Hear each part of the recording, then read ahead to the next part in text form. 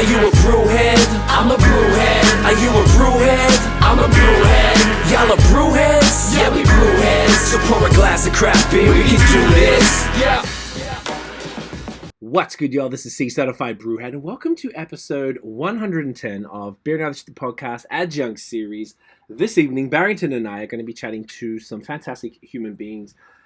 Something we've been really wanting to get into on the pod over the years, and we never really went deep on it, is beer education. So, there are multiple certifications that you can get for beer to work in the industry that aren't essential, but help you a lot. And this evening we're going to be focusing on Cicerone specifically. So we have some very fantastic guests to guide us through all of that. So you legends, please welcome Michelle Tham and Jacob from Cicerone Barrette in the building. Welcome, folks. Thank you. Hello. Great to see you. That's obviously the most applause I've ever been greeted with before. I'm glad that it could be us. I feel like I'm on a sitcom every time I join the podcast, Craig. Right? You got to make it's got to start, with some energy. We're going to have a great conversation tonight. So, Jacob, welcome back. Michelle, fantastic to meet you properly. I know I've been following you for years. I saw in Instagram today we spoke back in 2017, very briefly. So it was very cool to finally connect and to have you on. So, as I was saying earlier, we're going to be talking about Cicerone this evening. And part of the inspiration, obviously, we've been wanting to talk about. I just find it fascinating. I've always wanted to do Cicerone and BJCP. It's always been something that's just, I figured could take my, pretty average beer vocabulary to another level. But for folks who have been following, may be familiar with Link Up, which is a non-profit that Jacob and I, along with our team, co-founded last year. It is a non-profit aimed at diversifying the craft beer industry, because if it continues being a bunch of white dudes with beers, then goddamn it, it's going to really go nowhere. So it's a real world problem when a tap room does not look like the outside world.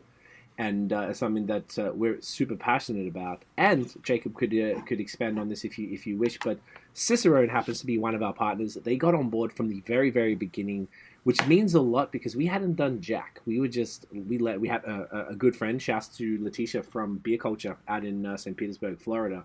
She connected us with somebody at Cicerone, and they have been incredibly supportive of Link Up, offering scholarships for our applicants for both level 1 and level 2.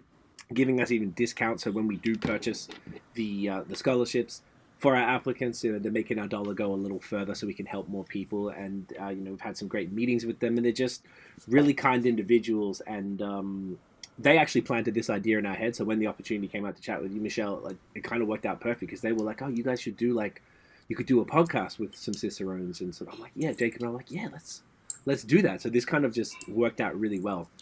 Jake, do you have anything to add to the Link Up context in the beginning before we get down to business? Yeah, no, I think like you said, what we try to do is the idea came after the Black is Beautiful initiative, and we did it at Cicerone Barrette and gave away the proceeds to a local organization. But for us, it felt kind of disingenuous to just throw money at a cause especially given that our industry is plagued by a lack of diversity.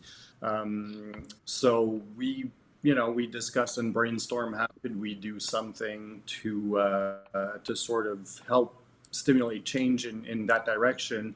And we found out that, or we came up with the concept that through education and, a recognized certification, that would be a great way to get people. We've had people apply at the brewery who've done the Cicerone certification level 1 and level 2, and that's always a great look. So it was a natural partnership there, I think. And basically we try to get people into craft beer via education through the Cicerone program. We try to promote available jobs in the brewery through our job board, The Plug, and try to link all of that up to hopefully affect change in a positive way. Well said. Exactly it. So with that context, this evening, Michelle, you're going to be walking us through your career and the whole, your Cicerone journey and beer education in general. But before we do, you have kindly provided a heralded beer, something that every beer lover is excited to get hold of. Tell us what we're drinking tonight. We are drinking the 2021 Bourbon County Brand Stout from Goose Island. Woo! It is a beer that is very close to my heart, and I couldn't think of a better way to commemorate the three of us formally meeting for the first time. Is we are actually recording on International Stout Day. Did you know that? I did not know that. That is amazing. Look at that. Was that intentional? Did you do that? Did you know that? No. I just it popped up on my calendar today that it's International Stout Day, so it's a great day. Any day is a good day, right? To open a bottle of this.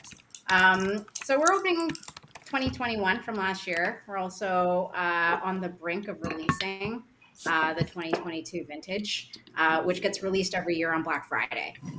So this is a beer that gets released on one day of every year, and that's on Black Friday. When it first started being sold on Black Friday in Chicago, where the brewery and the barrel house is, you would see these lineups of people all down the street. And they're not waiting for televisions or couches or whatever else people line up for on Black Friday. They were lining up for this particular beer. So it gets released one day of the year. Every year, it's a different blend. Every vintage is fairly unique based on the bourbon barrels that they are aged in and for the length of time and the blend itself. There's also a number of different variants and proprietor blends that get introduced year over year, but we are trying the original. So this is from 2021 vintage. This particular vintage has been aged in Buffalo Trace, Heaven Hill, and Wild Turkey barrels. It, I believe, was successful enough of a blend that is what the 2022 vintage was also aged in, that particular blend of three types of bourbon barrels. But it has a great history of really being the pioneer of bourbon barrel aging beer. This started in the early 90s when Greg Hall, who's the son of the founder of Goose Island, John Hall in Chicago, was at a dinner with Booker Noe, who is a legend when it comes to the bourbon industry. And by the end of the dinner and a few drinks in, they decided that they should find a way to collaborate together. And then weeks later, they found delivered to the brewery a number of bourbon barrels. And so the brewery decided to brew an imperial stout to age. And this was, again, unheard of. Right now, bourbon barrel aged beers can be found from craft breweries from coast to coast, but this was at a time where it's never really happened before. Right. So they brewed an imperial stout, aged them in those couple of barrels, and then they were so pleased with what they had created and how unique it was and how rich and distinctive it was that they had entered it into the Great American Beer Festival, into the Imperial Stout category. And because this had never been done before, and because all the bourbon characteristics and the barrel-aged characteristics that are introduced into the beer do not fit the adherence to the style of the Imperial Stout, they couldn't possibly win, right, even though it probably was one of the most interesting, unique, and high-quality beers that was judged on that panel. So I couldn't win in the category that I was entered in, but did end up winning an honorable mention, and really paved the way, as Goose Island as a brewery has, in developing this particular style and inspiring brewers across the country and ultimately around the world to age in bourbon barrel. So it continues to get brewed and blended every year. The barrel warehouse in Chicago is now massive.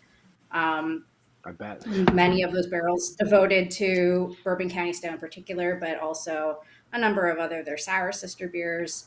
Lots of beers that are being aged with Brettanomyces, including Goose Island Sophie, which you may be familiar with, farmhouse style ale. Great Saison, beer, yeah. fantastic beer that is aged in oak barrels with Brett, and about 40 pounds of orange peels for every barrel. So that barrel warehouse has tons of beers in it, but several of them devoted to bourbon barrels that are aging beers that are meant to be blended for each vintage of Bourbon County Stout. So this one I love. I tried it for the first time almost about a year ago. And I remember distinctly when I tasted it that I knew that it would probably be even better in about a year. So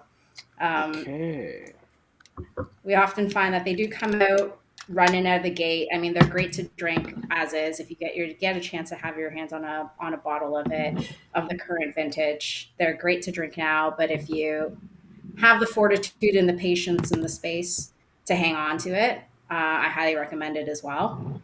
It runs off a little bit of the heat and brings out a little bit more of some of those sweeter characteristics. This one I love for a little bit of that kind of burnt brown sugar, a little bit of that kind of burnt caramelized crust on the edges of a bread pudding. I like that kind of characteristic. It comes out a little better too. That's such a good taste. Dark slight bit of chocolate, molasses, vanilla. Yeah. Yeah. It's I mean, in saying that it didn't qualify at, was it GABF? That it didn't qualify, but then went on to completely change the category is just like a testament to the the ingenuity of blending these things. And I mean, this is probably a beer that's on like the American Mount Rushmore of beers. I think of like Sierra Nevada Pale Ale as like a trailblazing beer, and this is definitely something that completely changed the way we approach imperial stouts and what the possibilities are with this style. And the bottle, also, myself being a marketing guy, the bottle is just absolutely phenomenal. Whenever you did the rebrand, it's just such a cool looking presentation for such a great beer. Yeah, it's a stunning bottle. It's really special. I mean, I've been aging bottles of Bourbon County Stout from about 2014 on, and the first variant that I had, or the first vintage I ever had, was 2014. And I remember at that time, I think someone went on vacation, and at that point they bottled them in 12-ounce bottles. And it was, I mean, it was scarce. We hadn't brought it to Canada yet at that point. You really could only get it if you bought it at a Black Friday, lined up on a Black Friday, and somebody brought it back from vacation. We had one bottle and we shared it between three of us. And I remember it was almost ritualistic. Like it was a ceremony for us to, split that bottle between three of us. And I think we spent, half an hour together nursing it and reflecting on it and swirling it and smelling it and savoring it, and how special that experience was to be able to try something that really, it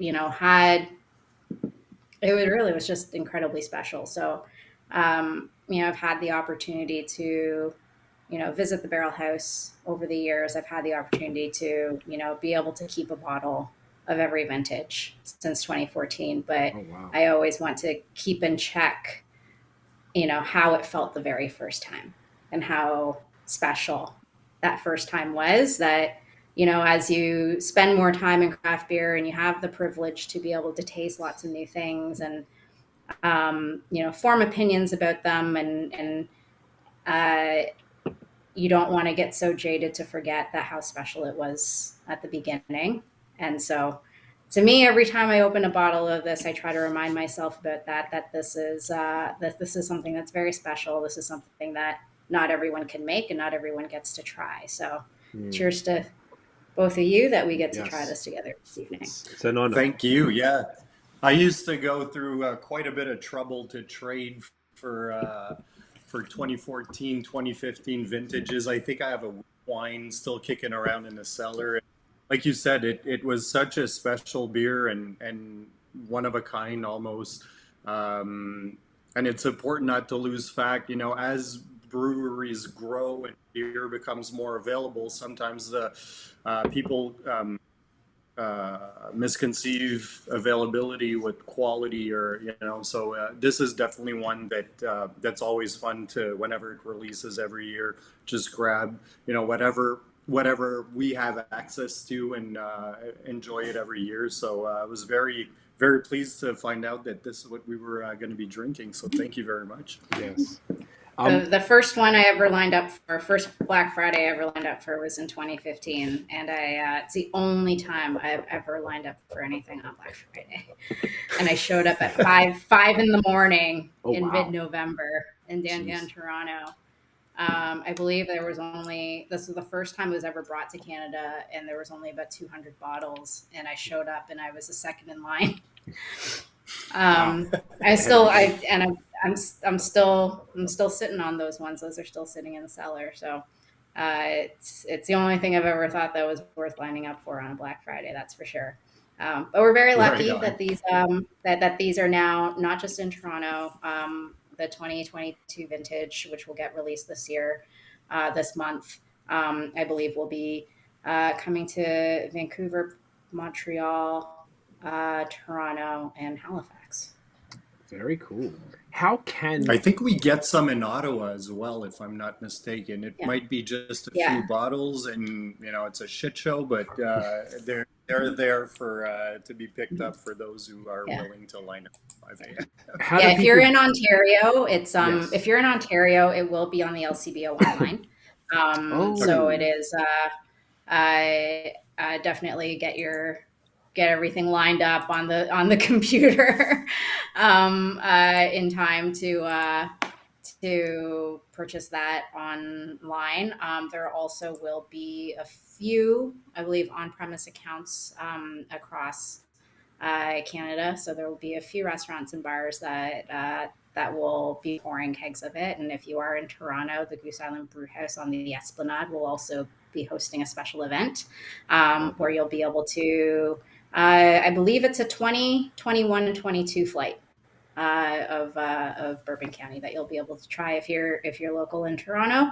And then there'll be several retail shops in those major cities that I mentioned.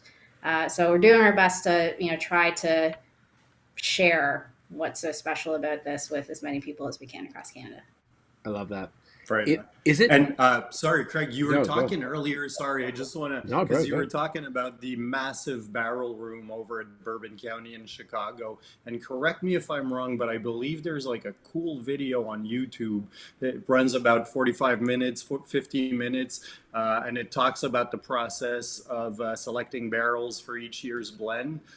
So I think I watched that maybe like 5 or 6 years ago, and it was just like beautiful shots and everything. But you can't overstate how massive that barrel room it really is. Yeah, it's called it's Grit and Grain, which is the video series on YouTube that's free to watch. I believe it's a 7 or 8 part series. So if you can watch them in parts, or you can spend an hour or two and breeze through it. But it goes through every single step of the origin, from the cooperage where those barrels get made and to those bourbon distilleries. Even with the there's a coffee version of it, a variant of Bourbon County Stout, and they actually go and visit the coffee farms, and where they harvest and roast those coffee beans.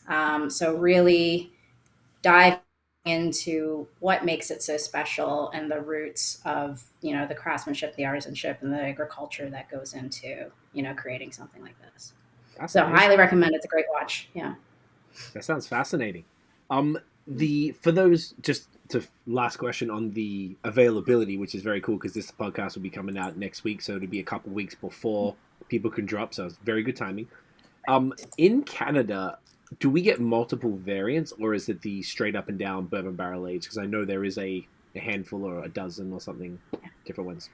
So for this particular release, it'll be just the original Bourbon County Stout blend for the 2022 vintage. If anything special in terms of variants or proprietor blends that come down the pipe, usually they'll be found at the Goose Island Brewhouse in Toronto.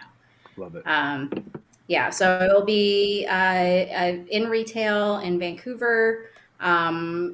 In Ontario, it'll be through the LCBO. There'll be a few retail stores in Montreal, Trois-Rivières, and Gatineau, in Quebec, and then a few retail stores in Halifax as well. And then in each of those cities, there'll be a very small amount of on-premise accounts that will probably get a keg or two to pour starting on Black Friday. So best way to keep an eye on if it's coming to your town or where you can find it is following Goose Island Canada on Instagram.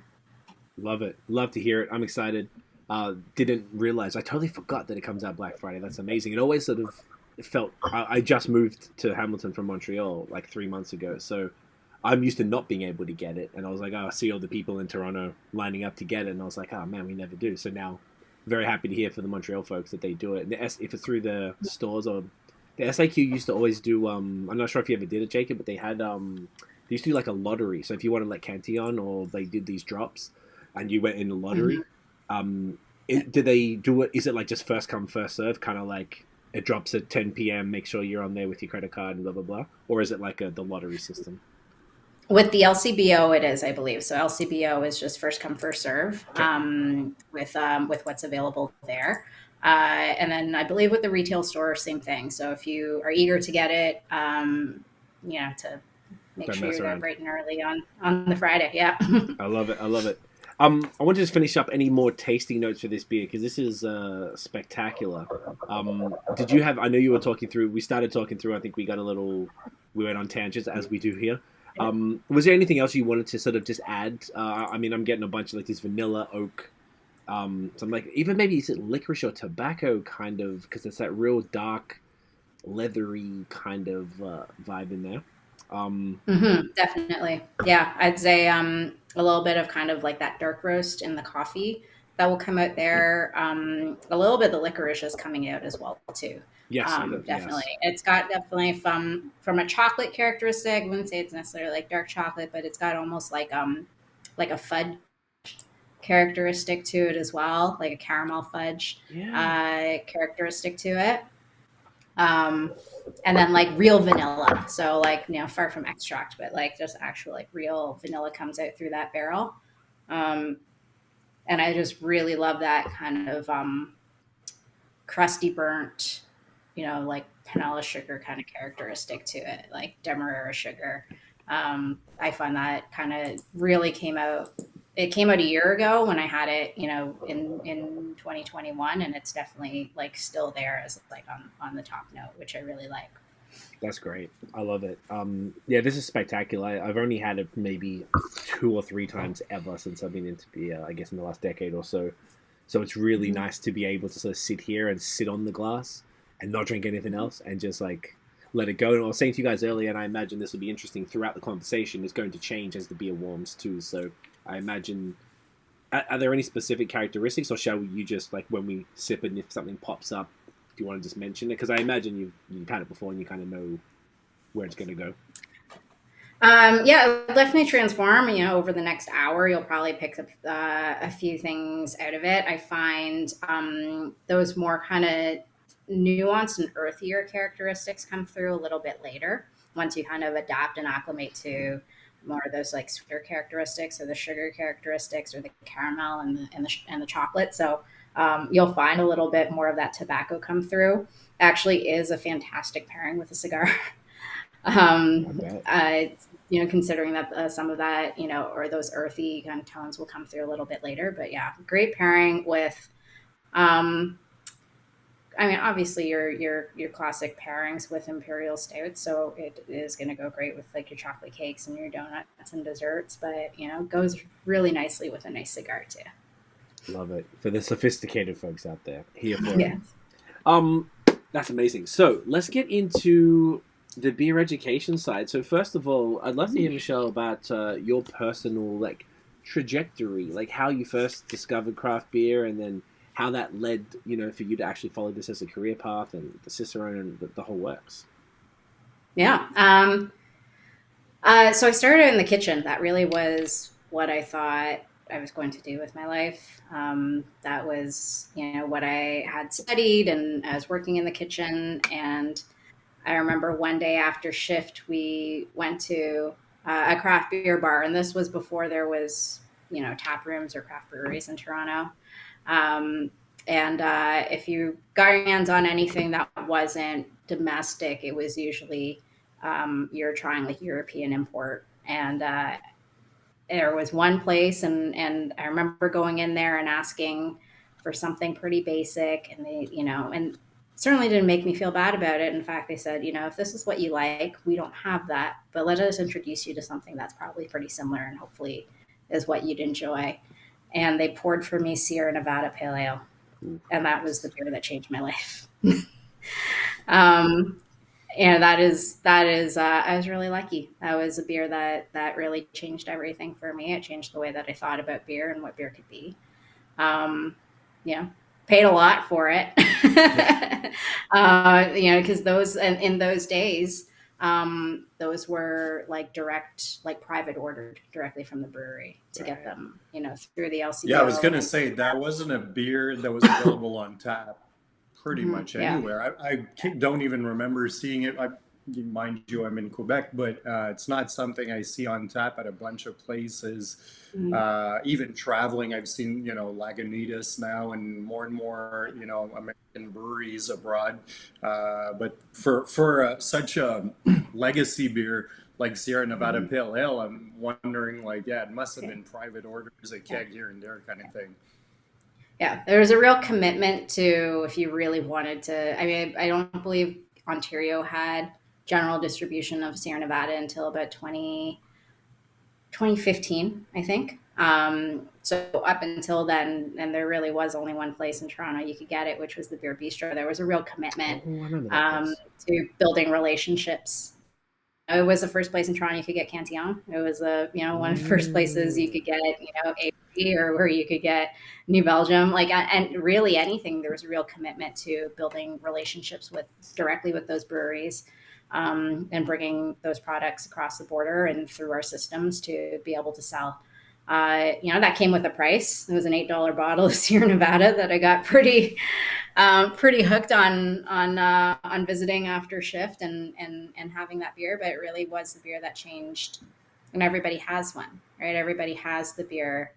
It's not going to be Bourbon County Stout for everyone, and rarely it ever is, right? But there is going to be the opportunity and a moment of truth where every consumer can change their perception of what beer can mean to them. What a realization of the craftsmanship that can be involved with beer. And that was mine. And it was a very positive experience. And, I took that with me as more of just a personal interest. I became more interested in trying different beers, definitely trying more beers aboard like traditional styles and origins. Belgian, German, English, and started visiting breweries. And my career had been going through transition at the time. I moved from the back of house into the front of house. I was managing beverage programs. I was running restaurants, and I saw this opportunity for me to learn more about beer. And it really was where my heart was going too. I spent a lot of time with spirits and cocktails and beer and wine, and beer really was my favorite one because of the people. There really was that, sense of camaraderie, and there was a lack of pretension. And this was still when craft was very young, so it hadn't built up a lot of the pretension that it's that it's come to have. But it seemed like a place where I wanted to, develop myself and learn a little bit more, and again create the kind of experiences for other people like the Sierra Nevada did for me. And that led me to pursuing my certified Cicerone in 2013. That was at a time when there was very few of them in Canada. Yeah. And there's still very few of them in Canada. But It was, I found a kind of a motley crew group there. We had came from all different backgrounds. Um, there was, somebody who was in wine, a couple people who worked in beer retail, some beer enthusiasts, home brewers, a chef, and myself, and kind of banded together, and studied and devoted my time after work to pursue that with, very little guidance because at that time there was very few Cicerones. The program was still very much like a mystery to everybody of what this exam entailed and how to prepare for it. Um, so, I really devoted it to kind of understanding that I think this was the direction that the industry was going in. So I knew it was a good professional choice for me, but I also saw an opportunity for somebody like me um, to have this tool, this asset in hand to not just grow my own career, but to find a place in this industry. And this when I'm asked for advice by women or people of color who want to enter the industry, um, that I make no illusions that the industry in its current state is fair and equitable. But I will say, and this was advice that my father gave to me a long time ago, which was that if you have education and if you have credibility, that is something that no one can take away from you. Mm. Um, I think the industry uh, has been very disadvantageous for women and people of color and people from all different marginalized communities to take away their opportunity, to take away their passion, and take away inspiration for them to believe that beer is a place for them. The one thing that people can't take away from you is if you've put the work and the sweat to develop yourself and have that education and to have that knowledge, that you can't take that away from me. And that was going to be my sword. That was going to be my tool to navigate my way through the industry. And I'm really lucky because there are not a lot of women who have, found their way and navigated their way through the industry and have stayed here. Um, and the only thing that I can owe it to is one, just a lot of luck. But two is that, I invested in my education to get here. So that is, on the theme of talking about beer education is my goal is to grow this category. It's to grow this industry, not just in growth of, volume and growth of participation from consumers across the country and have more people appreciate beer, but to better the community through education and through knowledge. That's awesome.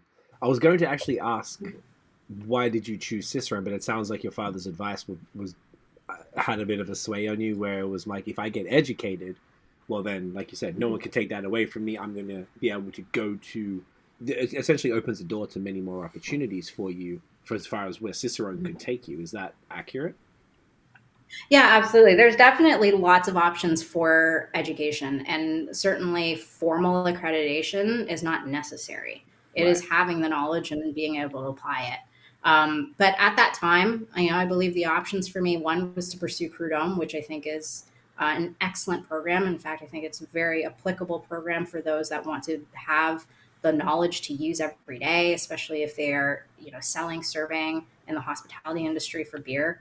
And Prud'homme is a Canadian program, so I think that is a great option. I pursued Cicerone because I felt that it had more of an international reach, so that if I wanted to grow my career in beer outside of Canada, that was an opportunity for me. And also, strategically knowing that there were very few of them in Canada, which there still is. I think at the time when I achieved my Cicerone, I was around the 40th Canadian, the fourth female in Canada to have the Cicerone accreditation. Now there's about 175 Cicerones across the country. So it's still a pretty small group of people who have the certification in Canada. And it really is, once you have it, it's what you choose to do with it, because for the most part, and I would say I've been a Cicerone now for nearly 10 years, I still spend almost every day of my job explaining to people what it is. And so, it's certainly never going to become an accreditation that will be as recognized as, easily recognizable as a sommelier. But I think there's been a handful of people who have achieved their Cicerone, whether it's certified or advanced or master Cicerone, that have put a lot of work into using it to further themselves, using it to better the industry. And I think it's not just having the certification, but certainly doing something with it as well.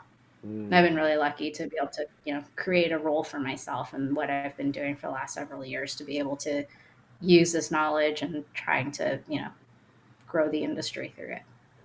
That's awesome. Have you found that it's something that's that jumps out at employers throughout your beer journey with your Cicerone certification in hand? Was it something that was recognized within the industry, or was it something that's still with employers? There was a bit of education to do, or how was that? Well, I've had one employer since I've become a Cicerone, but I was Okay. employed because I was one. It really, it was interesting. This was at a time, and I think when craft was still, again, at an early stage, but certainly kind of at like the beginning of its acceleration. So 2013, 2014. And Labatt, which is probably most well known for, the production and distribution of Budweiser and Bud Light and Stella Artois and Corona. But if there's anything that Labatt, as the industry leader, knows well, is knowing where the industry is going. It's, we're steering the ship, and I think they knew at the time that it was going to become increasingly important because it mattered to the consumer and because this was the way that the industry was moving, that helping consumers understand and appreciate the craftsmanship and artisanship of beer, and to be able to talk about beer accurately and descriptively, and for anybody who sells and serves their beer to be able to be equipped with the language and the knowledge and the confidence to be able to do that, was going to be an important pillar of the way that we went to market, and an important way to really honor the quality and the integrity of our beverages. And so they were looking for somebody like me, and I was really lucky. Again, a little bit of it is luck and a little bit is knowing what you've got and using it. But, it was serendipitous at the time that when I achieved my certification that Labatt was looking for somebody like me who understands the hospitality industry, who understood all the foundations that come with being a Cicerone. So it's not just understanding beer styles, but the way beer and food go together, how to best keep and serve beer, how beer is brewed and what it's brewed from, and how that creates the flavors that develops over 100 different beer styles that exist in the world. So all of that is part of what I do. I was really lucky that I've been one of the few Cicerones in the country that's been able to take this certification and turn it into something they get to do every day. Amazing. And you mentioned before that you created the role. So like when you first were employed by Labatt, did you apply for a job and the Cicerone just helped and then you were able to kind of craft your own lane within the company, or how did that journey look for you? Yeah. So I got my foot in the door into beer the way many people do, which is through selling it. So I was hired into a sales role, but as a sales role that was really specialized in developing the markets that, the business didn't have a strong foothold in. So that was in high-end dining, that was in nightclubs and specialty beer bars, places where you would normally find craft or high-end imports. And it was a playground that they hadn't spent a lot of time in, and they needed people that had the either knowledge of that market and just a stronger knowledge of beer to be able to, help us to pave a way through it. So that's where I started. And through that, continued to work at making the case for why education was going to be so incredibly important, not just in the on-premise, but also in retail. As the shelf space for beer was continuing to grow, as the number of SKUs that were going to continue to grow on the shelf. I think even then when I started 2014, I couldn't have imagined what the beer shelf in a retail store was going to look like in 2019, which we like a lot of single SKUs and a lot of IPAs and a lot of difficulty for the consumer to navigate. So it became increasingly important that, again, being able to talk about our brands and our products in a way, and just the beer landscape of all the different styles, for people who sell and serve accurately and descriptively to best serve the consumer. As that beer landscape was rapidly evolving. So I made a very strong case for why that education was so important, why it was really important to educate our team so that we had a really credible and knowledgeable sales force, how anybody who basically touched our beers, whether it was a server or a bartender or a retail sales employee, needed to be equipped with the knowledge and the confidence to be able to sell beer, to not just sell our beer, but to sell beer against wine and sell beer against spirits and cocktails. And as RTD continues to grow as well. The only way we can do that is to be able to talk about the product in a way that's meaningful to the consumer. And that comes from a place of knowledge and education. I love that. So then you're doing the sales role. Okay, Jake, you go, man. Yeah, no, I'm wondering, so since then, how has your role evolved with Labatt? Like, is it, what's your day, nowadays like, and what brought you the different sort of steps to lead there? I mean, it changes from day to day, and it certainly changes from year to year as the business continues to evolve and our industry continues to evolve. Certainly changed a lot through the pandemic. So I would say we started out really focusing on talking about, especially with our craft brands, about beer styles and how to define beer styles, how to differentiate beer styles, how to really understand the craftsmanship that went into beer and what made beer special.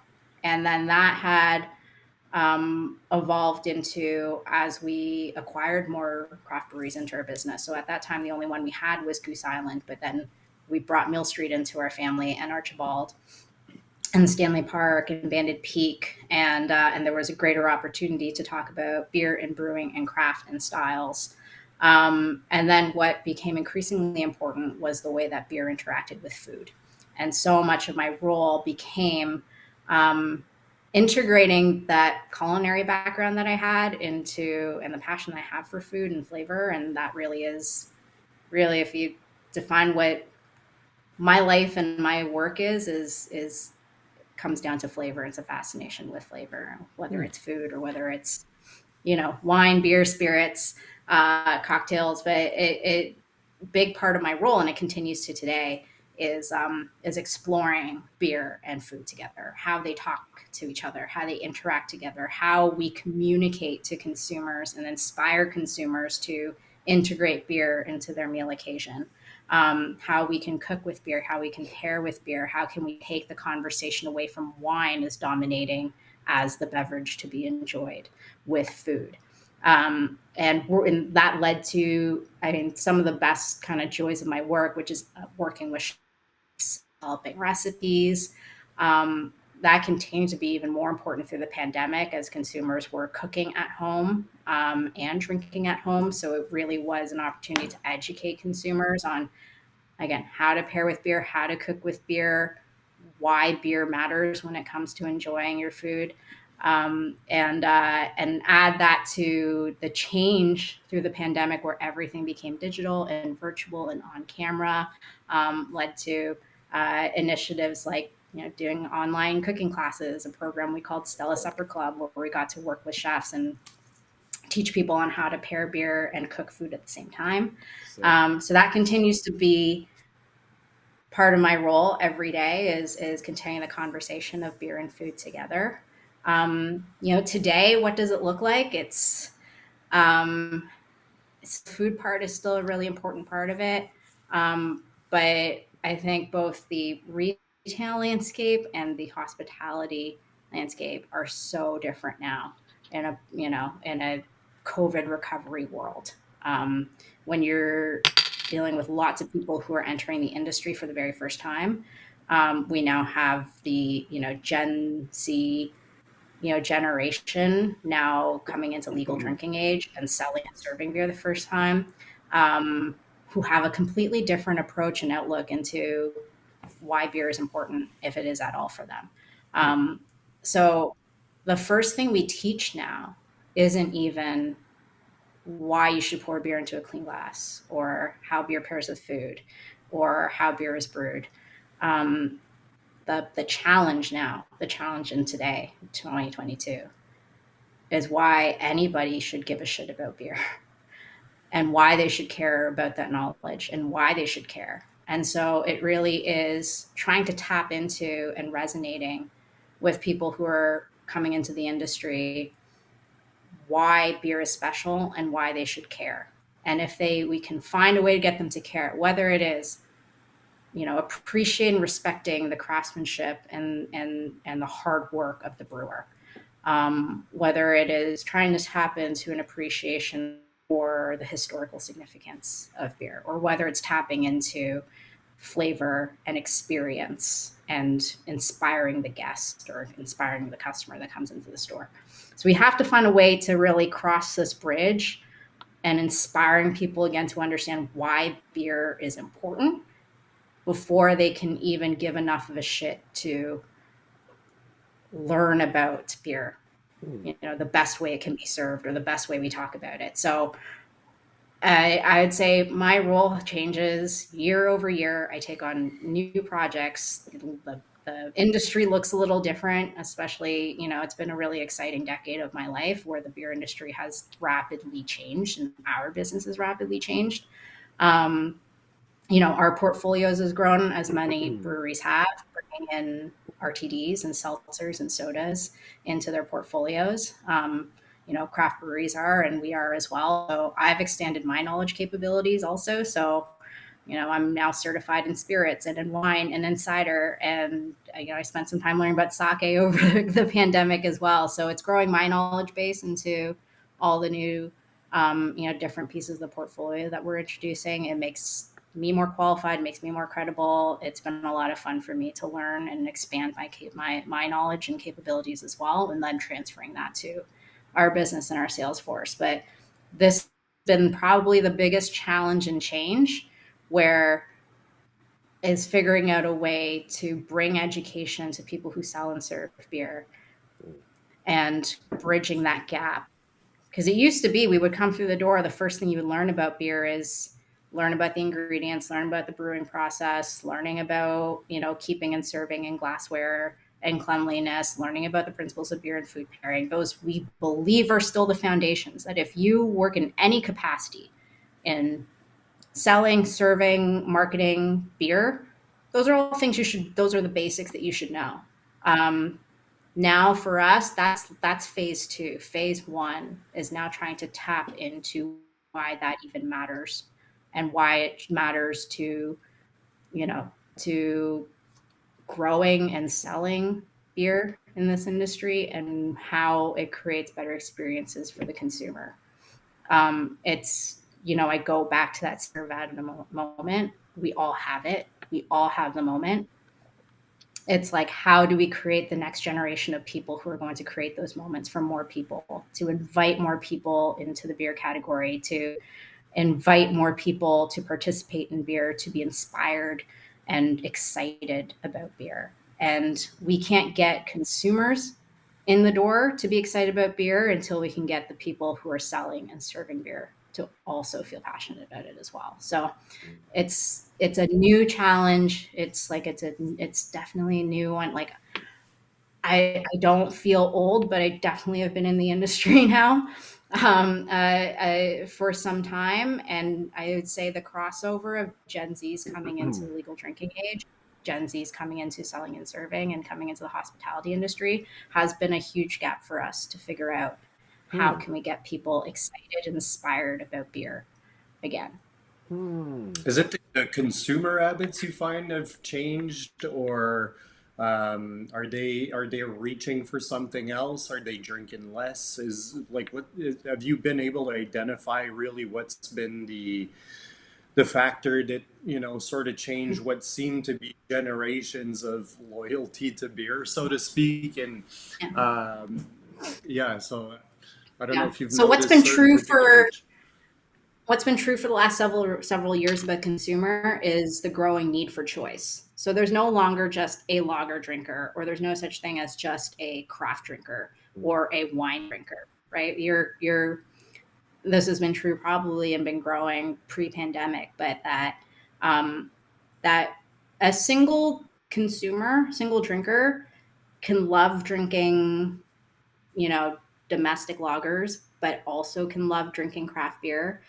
They will also love drinking seltzers. They will also love drinking wine, and they will also, consider taking 2 to 3 days off a week from drinking alcohol at all. Right. So there's no such thing as now this is a non-alcoholic drinker, or this is somebody who only drinks sodas and seltzers, or this has always been a wine person. I think what the consumer now needs is this breadth of choice. Their needs are not so singular. You're still going to have what we call loyalty drinkers or legacy drinkers.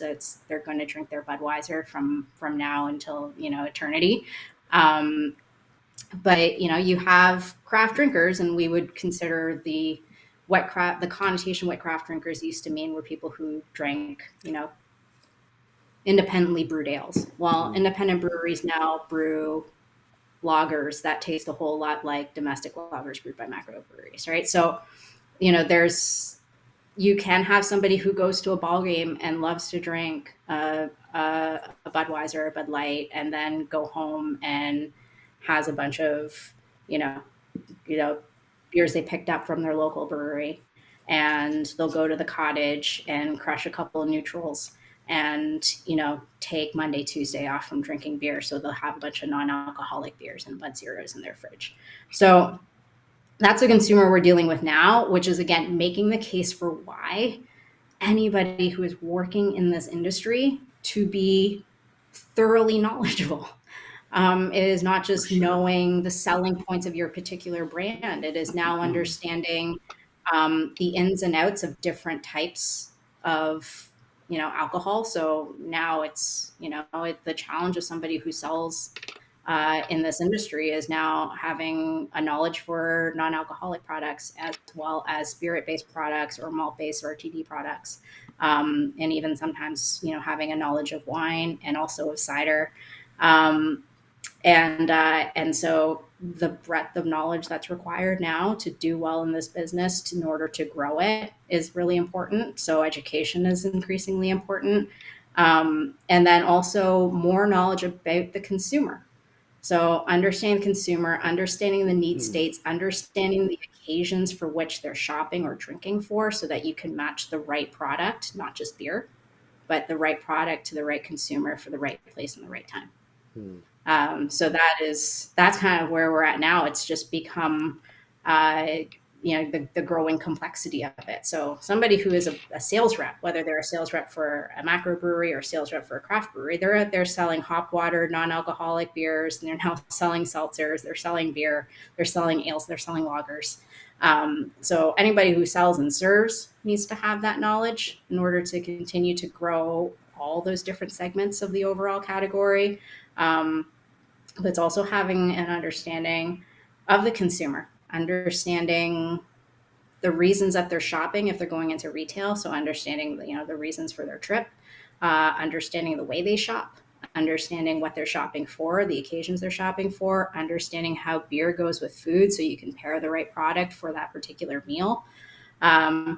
It's again making the case for why it's so important to continuously develop anybody who wants to be in this industry with more knowledge. So because the industry itself has gotten more complex. because the consumer has. Yeah. This is so fascinating. I didn't really think about that.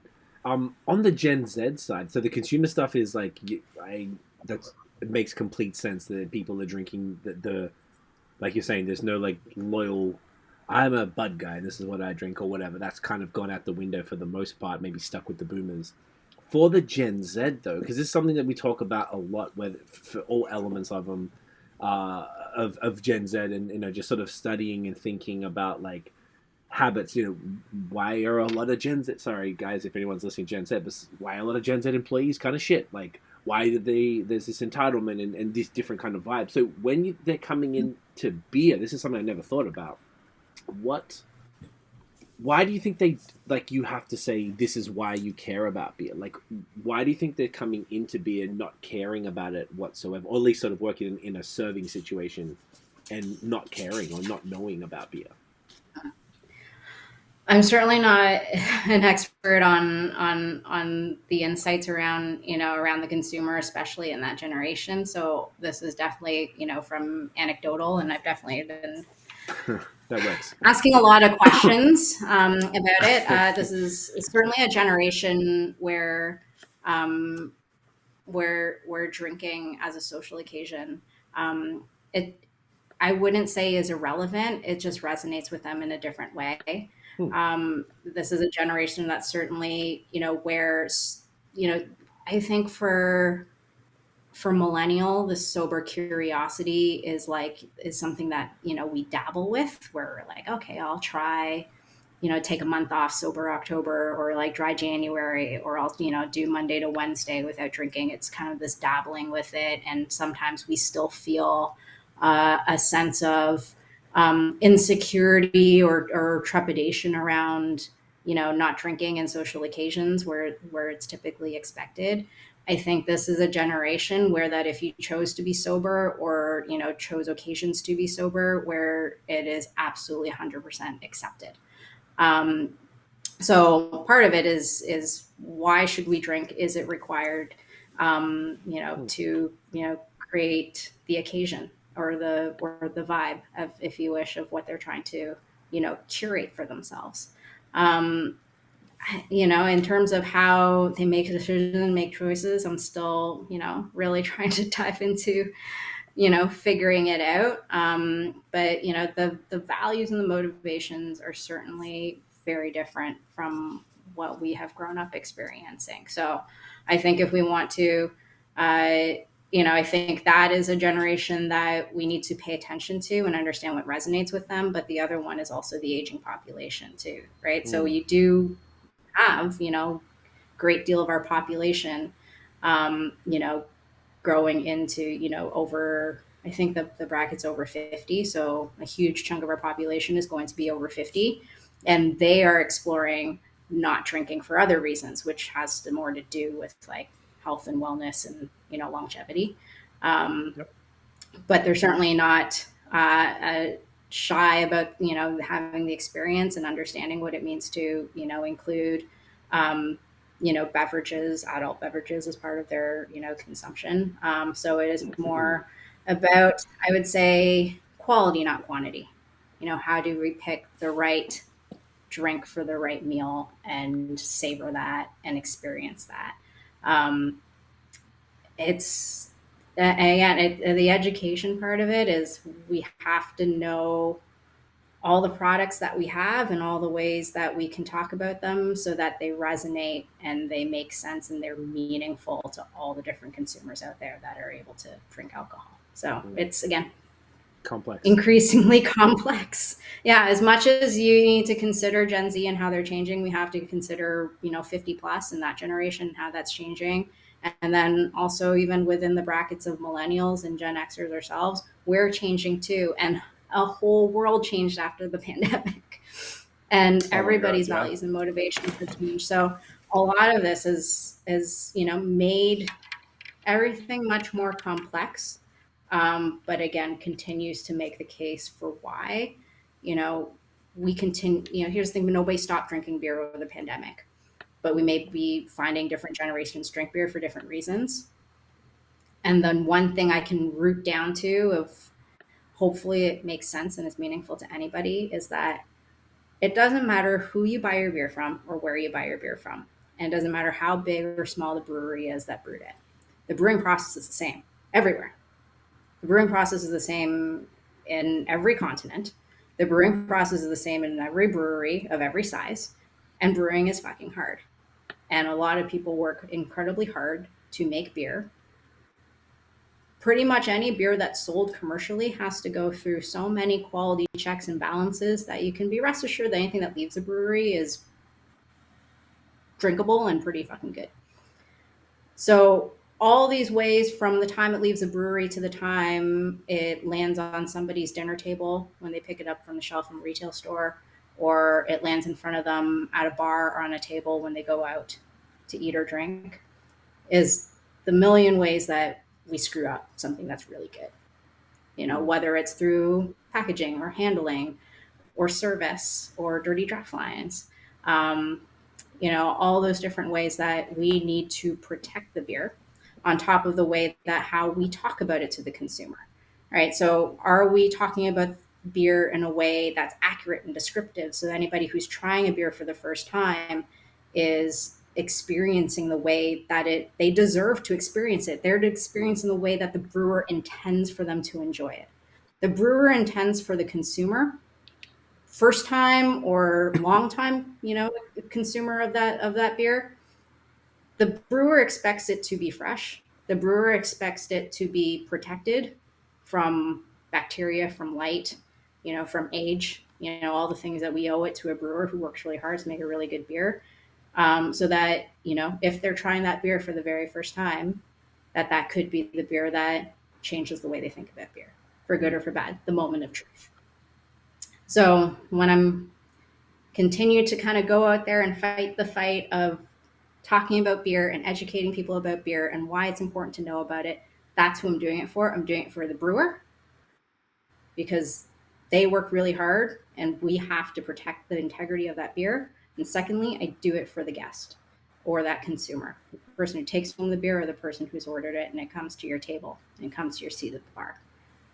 We owe it to those two people to make sure that everything that happens in between, the way we talk about it, the way we sell it, the way we package it, the way we handle it, the way we pour it through a line, that all of those things require a knowledge about that liquid in order to preserve the integrity of it for the brewer and for the guest. So that's why you basically get it in the hand of the consumers and present it exactly the way the brewer intended it when he or she created that beer, basically. Yeah. And it happens in both a retail level where, you know, if you're somebody who works in retail who's just who loves a double IPA and just wants to get in the hands of everybody. And then you have people who, you know, that double IPA is not going to pair with what they're going to have for dinner that night, or that double IPA is just not the style of beer that they expected and what they're going to enjoy. Then we've created a negative experience, right? Negative moment of truth. Right. So ultimately, what does that do? Well, that person who bought that beer may never purchase something from that brewery again, or they may just never purchase beer again.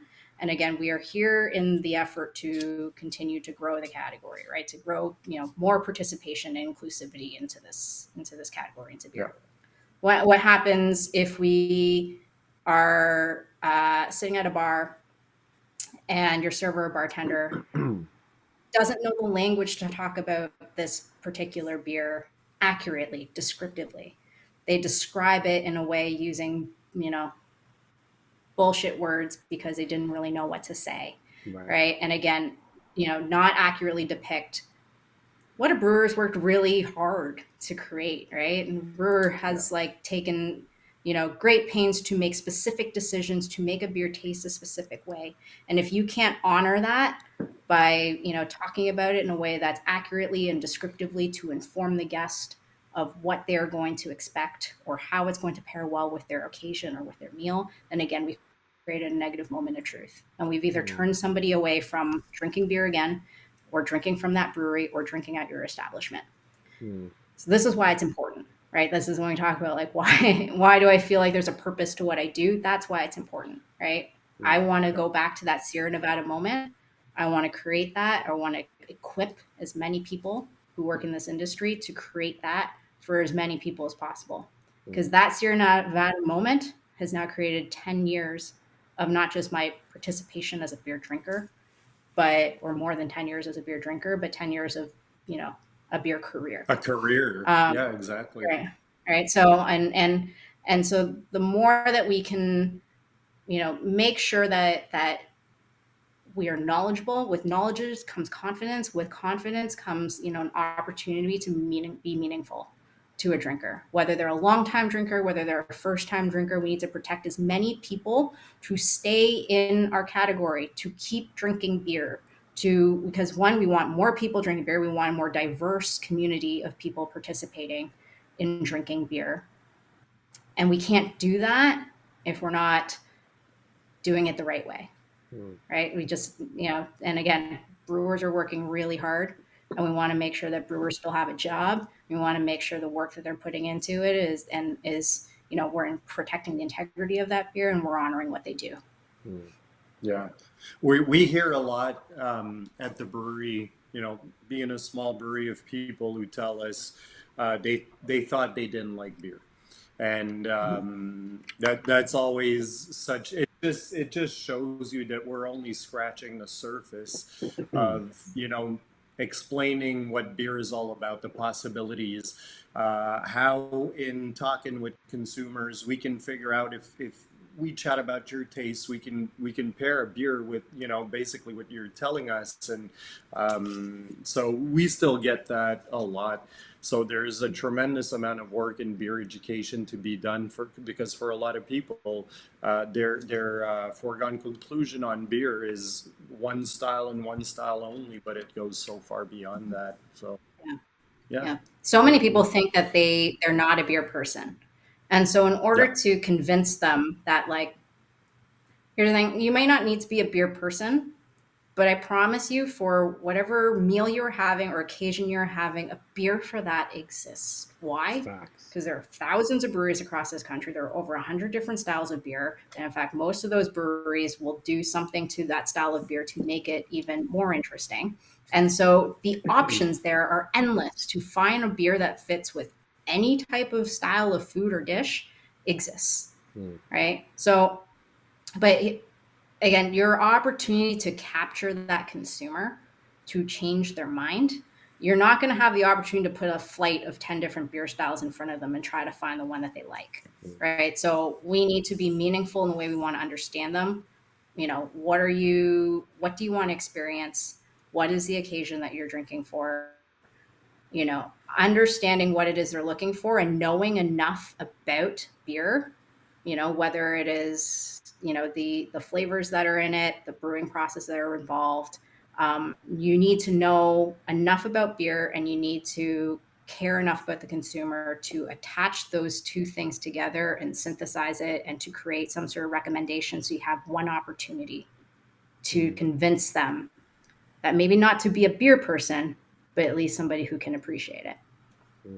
So a good first impression, basically, once they walk through a door of like, okay, I heard shit's good here. What do you got for me? And then, we probably 20% of our on-site consumers are repeat customers of people who discovered that they actually did like beer. Sometimes it's a particular style. In the summer, we get tons of people through the door for fruited gozas. They had no idea beer could taste that way. So it's been an eye-opening experience for sure. So you look at that Sierra Nevada moment for me, right? So, what they asked was, what do you normally like to drink? I think I said Keith's. So, that was okay. So, I identified as, a pale ale drinker, an IPA drinker of some sort. If the server was insistent on me trying something like, we actually at Beer Bistro carried Torpedo, right? So, what if they brought me Sierra Nevada Torpedo? It's too much. That would have probably blew off my palate, and I'd be like, that's disgusting, that's gross, right? What if I came in, instead of saying Keith's, I said, I'm a Bud Light drinker, If they gave me Sierra Nevada, that probably would have been, Mm. could have been off-putting for me too, right? That when they could have Yeah. offered a Hacker Shore or a Bitburger, right? So even that simple question of what is it that you normally like to drink, right? And understanding why do you like to drink that? Well, I like to drink it because it's easy drinking. I like to drink it because it has this particular flavor. I like to drink this because I love the aroma of oranges in it. So it's understanding what the consumer wants. And again, using your knowledge of what's on the menu, it's using your knowledge there to kind of make you're using your knowledge about beer and using your knowledge of what you've gained from the customer or from the guest, and then bringing that together to create something that's meaningful for them.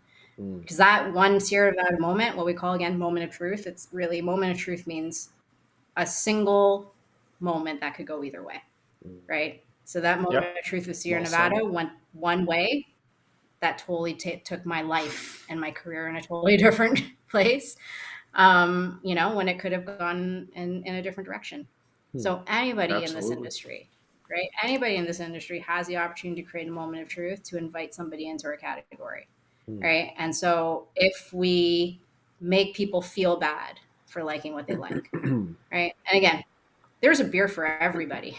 There is a style of beer, there is a brand of beer, there is an interpretation of a style of beer that exists for everybody. So, the moment where we have the opportunity to create positive experiences and we make somebody feel bad, then we have now taken away an opportunity for us to one, grow more consumers in participation in this category and grow diversity into participation of our category. Hmm. Right. So, this is again, we need to really be focused on again knowing as much as we can about beer. If it's for anybody, do it for the brewer. If you're not personally passionate about it, do it for the brewer. And then secondly, do it for the guest or do it for the consumer. And whether they're a first time drinker, whether they're a long time drinker, everybody owes an experience when it comes to them putting money down and ordering a beer or buying a beer. This is so fascinating. You guys did fantastic question there, Jacob, as well. Like, I was thinking as you were saying, Michelle, that like there's a lot of time when I go out, I find that, and I'm just a podcaster. I'm not trained like you. I don't own a brewery like Jacob. I've done this for a long time, but I tend to know more than most people that I would go out. So people and they try to explain. I'm like, oh, what's that on the board there? Because I'm not familiar, and then they'll explain it to me in like the real layman's term. I'm like, oh fuck, let me just get untapped out, and I'll figure it out myself. And I tend to try to be equipped going to unless it's a beer bar or a brewery. Those places typically can answer any questions that I have. If you go anywhere else, I find that the knowledge is probably there's a bit of a gap. So with that in mind, what do you think needs to happen for these people who work in hospitality, whether it's restaurants, whether it's just a bar that happens to serve craft beer, even if it's a brewery themselves? Like, what is to get from sort of like this poor experience to this Sierra Nevada moment that everybody deserves, and obviously literally changed your life? So this is obviously it's a little dramatic, but it's actually very, very true, and you're a living example of it. What needs to be done? Like, does every single person who touches beer, should they be looking at something like whether it's BJCP or Cicerone or something along those lines, or is there other path to getting as many people to have that experience as possible in a I was gonna say economy, it's not really that. It's more like in a world where like you were saying, RTDs are coming up, seltzers are chipping away at beer. There's a lot of threats to the industry, and we want it to grow. Is there any thoughts on sort of what we can do or what people need to be doing to be able to deliver these exceptional experiences? Yeah. So number one, we have to bridge that give a shit gap. Okay. And do I have the answer for it? I don't have the answer for it, but I'm really trying. And I think part of it is having people who are new to the industry is to find some way to make it meaningful for them to appreciate beer. I think one of the most effective ways for that is meeting a brewer. I think like before, even if you are a beer fan, and even if you are somebody who likes to drink beer, and especially Somebody who is an enthusiast in beer and loves to drink it, maybe doesn't work in beer and doesn't brew it themselves, can really and forms opinion about it, and we're all entitled to form an opinion about a beer. But before you pour something down the drain because you don't like it, right? Like, you have to remember that there's a human on the other side of that, right? There's somebody who made it, right? And so when I evaluate beer, and I'm Cicerone, I'm a BJCP judge, and when I go to our brew pubs and I have an opportunity to meet any of our brewers, and I taste their beers, and I do this quite often. So I'll go to Goose Island, I'll go to Mill Street, and I'll meet our brewers and I'll taste what they have in the tank. And the first question that I have is, what were you trying to do? And then when I evaluate the beer, then I can tell you if I think you achieved it. So you may or may not like a beer, but if you can understand what a brewer was trying to achieve, and if they've done it, doesn't matter if you like it or not, it's still good beer. I use that example about Bud Light. You don't have to like Bud Light at all. But Bud Light is exactly what the brewer has intended to achieve it to be, right? Like, Bud Light is an achievement. Bud Light is a dictionary definition of American light lager. If you want to judge it for its quality, it is exactly what it's supposed to be. It's the highest quality of that style. It is the beacon of that style. You don't have to like it. All right. So I think a lot of times it's remembering that brewing is a craft. Like, we don't do this with food. You know what I mean? Like, we don't, I don't like this dish because it's too spicy, and you walk over to the garbage can and like toss it into the bin. You don't do that. Yeah. Right. So so part of it's just recognition of the brewer, and it's like, if I had my way, I think all brewers should be like recognized like rock stars. And so we try to do that. So we go to the brew pub and we try to make the brewer a real person, like a real person who's recognized. And I think if we want to really bridge that gap, I think one of the ways we can do it is have people really meet a brewer and understand what's involved and what a craft it is and what an achievement it is when we brew a beer.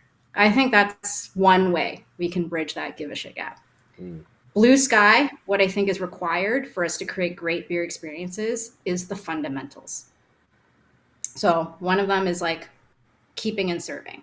It comes down to clean lines, clean glassware, right beer, right glass, always in a glass.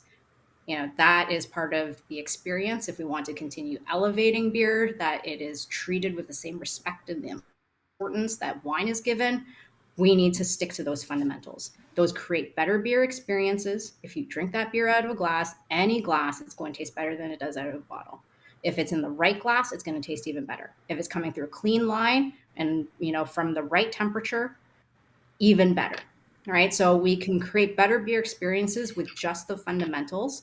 Add on top of that an understanding of beer ingredients and how they create flavors. Right. And even some sort of elementary understanding of process. That's not like my top list, but if you understand flavors, you understand process, you understand how that creates flavor, you can understand how that creates the sensory experiences, then you can understand what beer styles and what defines beer styles and what makes them different. And then lastly, how beer pairs with food, how it interacts with food, because some of the best experiences you create is that like the sum is greater than its parts, right? We've all had the magical beer and food pairing. Again, that's like an aha moment. That is a moment of truth. That elevates beer in this way that people are like, I can't imagine this was what beer could possibly be if you pair it with the right dish. Okay? IPA with carrot cake, couldn't imagine that beer and dessert could ever do anything like that. That's like absolute fireworks and magic, right? So blue sky, what I think is necessary and what I believe is like the what should be mandatory training. Again, that's blue sky. It's not, I wish we could get this through to every single person who sells and serves beer. But if you have an understanding, one, respect of the brewer, an understanding of ingredients and how they contribute to flavors and interpret it into beer styles, how to keep and serve beer to protect its integrity so it's a better experience for the guests, and how to pair it with food, home run, we can create really great beer experiences that way. If any, retailer or a restaurant wants to give me the time and the commitment to be able to train that to their people, I guarantee you that is how we grow more appreciation for beer and how we grow the category and how we make this category more inclusive by inviting more people into it and creating good experiences. That's actually a fantastic well segue. said. Yeah, 100% agree. That's brilliant. You're talking about diversity and good experiences. My next question was going to sort of be around, obviously, you know, the mission of Link Up is to diversify the craft beer industry, which, as we were saying earlier, is pretty integral to the. I mean, it'll probably survive without it, but I don't believe it'll thrive without the entire community coming behind beer and making it more interesting and representing the world outside, because it's kind of weird to kind of walk into a brewery and it doesn't look like the street you just walked off. Yep. In your experience, you know, being a woman of color, being someone who is educated in beer and worked in the industry for, you know, coming up on a decade here, do you have any thoughts on the best ways? I mean, obviously, through Link Up, we're really focusing on Cicerone because that's what's been the most popular. And we've found that education has been the bridge to for interest, people interested.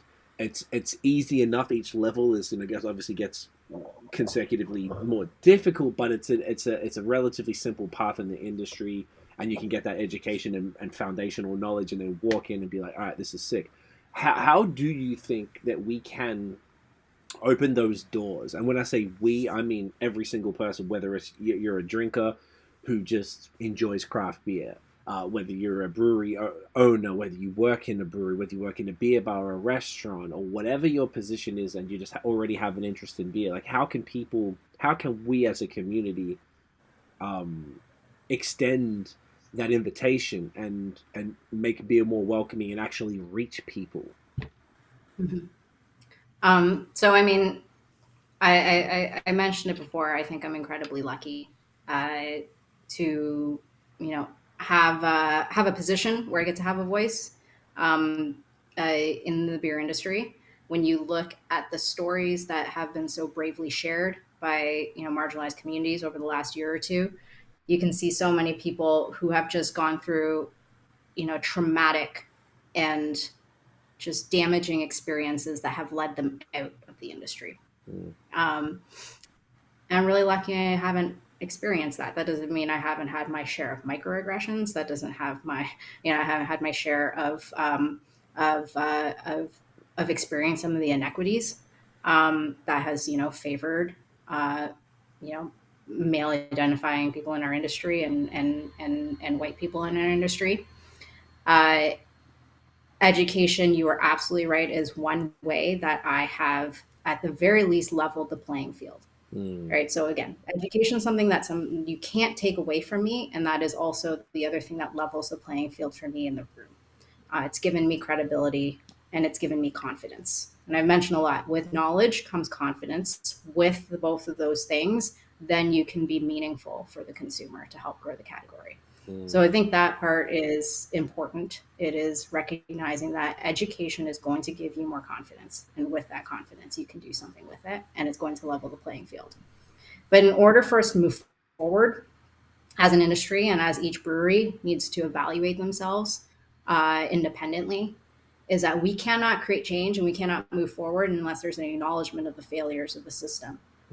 So you can't really create change or consider yourselves being part of it unless there is an acknowledgement of how the system has failed marginalized communities and how you've participated in that system.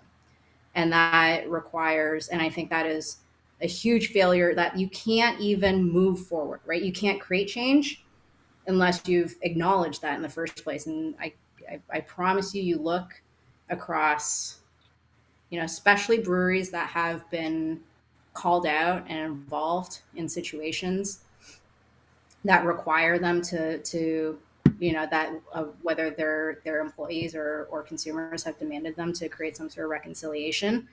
So many of them just even fail to acknowledge what was done wrong in the first place. Right. You just can't move forward until we like really acknowledge the failures of the system. Just, you can't, like, in the hospitality industry, when you screw up, you drop a plate of pasta on someone's lap or you knock over a glass of champagne. we call it the service recovery, and it's acknowledge, apologize, and act. It's a 3 A's, right? So chances are, if you can do that properly, you can actually turn around somebody what would have been a negative experience for them. So spilling champagne on their lab was probably a negative experience for them. But if you acknowledge and then you apologize and then you act, then you actually have the potential to turn that experience around to become positive, even though you've done something wrong.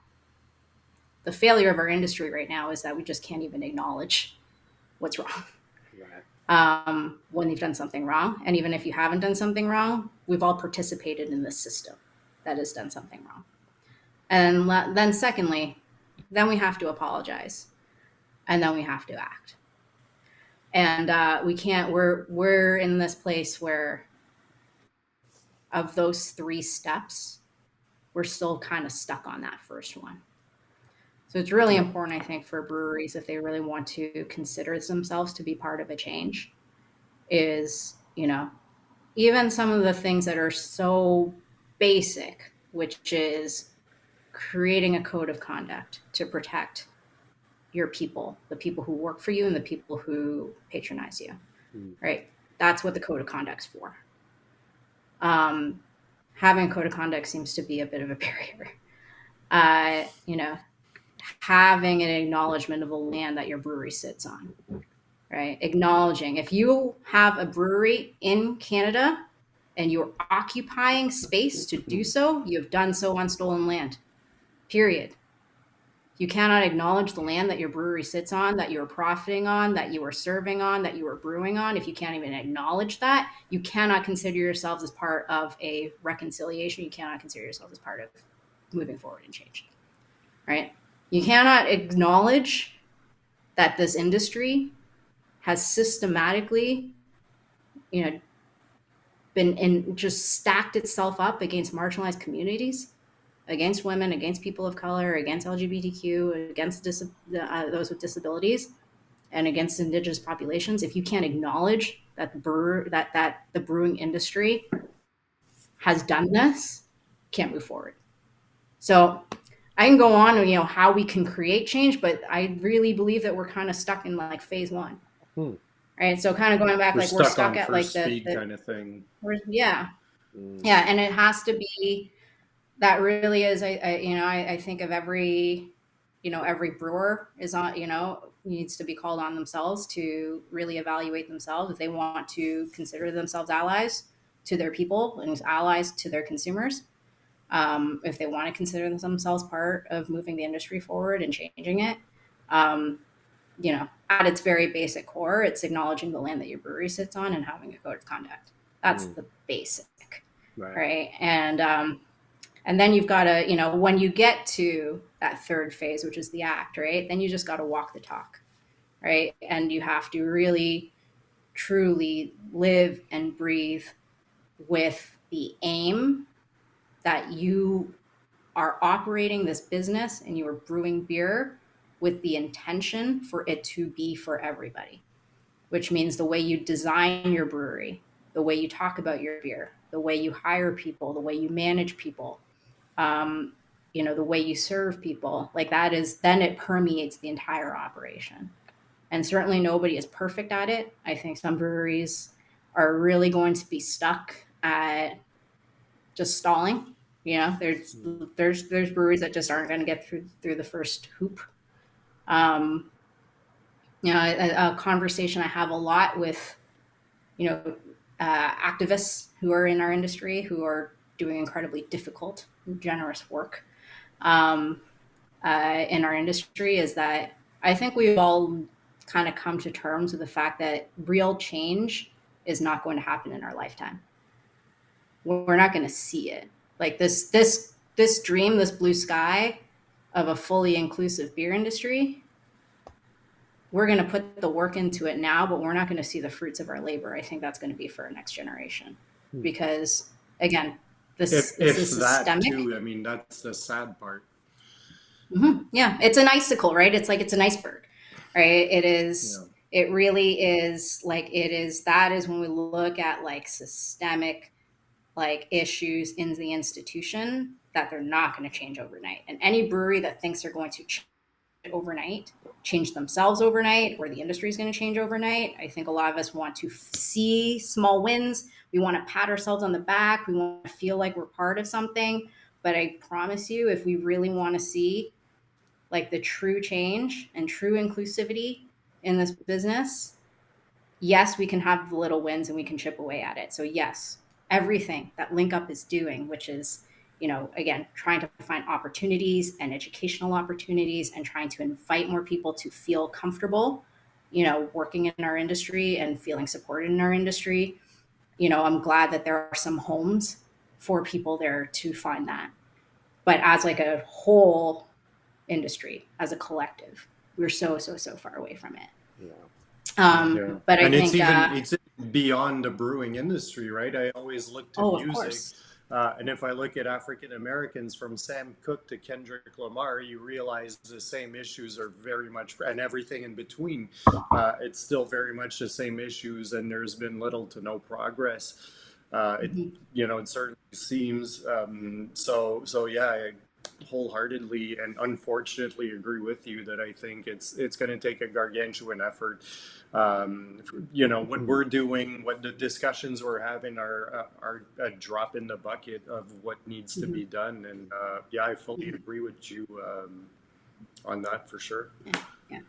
I mean, again, the little wins are there, and I think we can take comfort in that. And I think we can, find accountability in that. One, that is like for those, breweries who are making the effort to be part of the change. Some of them are showing their accountability there, which is, through adhering to their code of conduct.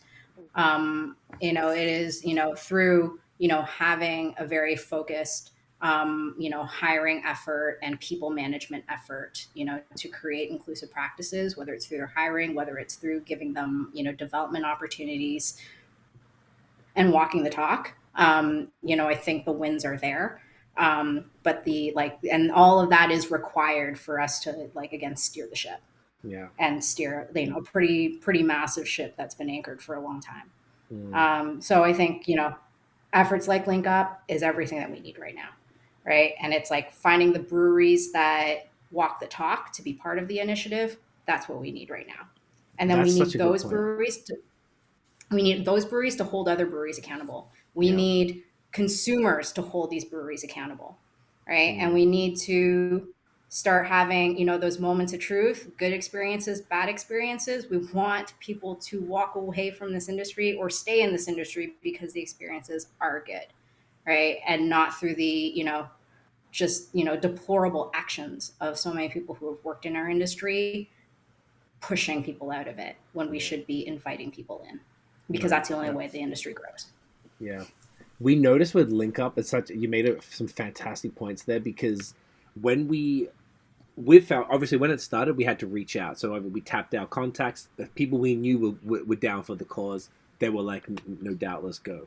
After that, most of the breweries reached out to us, which really showed their dedication to it. People were asking really intelligent questions, and they really just cared. And sometimes they might have come from a place of, fuck, I don't know what to do. Help me. And they're like, bet, let's go. Then we started the job board called The Plug. So if people aren't aware, we started a job board on linkupbeer.org. And the idea is what we did, and this is coming back to what you're saying, Michelle. Initially, I went through Indeed.com. I searched for brewery. I searched for brasserie. And we just all right, boom, boom, boom, adding all jobs in.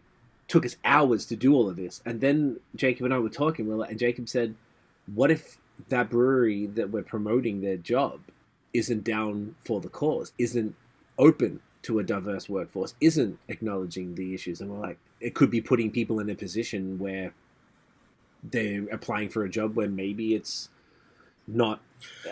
You're talking about the experience, right, Michelle? So that could have created a situation, in our opinion, of course, that, we could have sent an applicant to a brewery because we knew there was an available job there without necessarily making sure, vetting the brewery to make sure that they actually believe in what it is we're trying to do. And so, I think we pulled back on that and focus more on breweries that were reaching out to us to say, hey, we are hoping and trying to diversify our workforce. Please A lot post of out them ad don't and, know. yeah. Yeah, exactly. Yeah, I think right now there's like a huge long list of people you shouldn't work for. That's pretty easy to find. You know who to go to know that these are the breweries as workplaces that people shouldn't be going to. I think what Link Up is going to hopefully lead the way to do is like, these are the places you should go work. That's These what are we're trying to do. places where there's, where the testimonial is like, I have felt supported here. I have felt, respected here. I have felt welcomed here. I have given the opportunities I feel invested in to be developed and be educated, and I think, that's the opposite end of the spectrum, right? Because the list of breweries you shouldn't work at is only getting longer and longer. So what we need to also do is, hopefully the list of, workplaces where, who are walking the talk and, again, are doing all the right things. They're doing the acknowledgement. They're acting in a way that is, you know, true to those values. Then we're creating those stories of, positively reinforcing that there are places and good places where you will be supported, where you will be welcomed, where all people are going to be given the investment, the opportunity to be their authentic selves and to be even better. So hopefully that is, the road that we're going down. And I really applaud you guys for kind of creating a path for that. Appreciate you. It's an honor to be sort of involved in and to see what we could do. Once again, it's like like death by 1,000 cuts, or it's like success by 1,000 wins. Little wins, like you were saying, small wins that just hopefully over time, grassroots, foundational level, we're doing exactly what you're saying. Show, instead of highlighting anything negative, we're focusing on positive.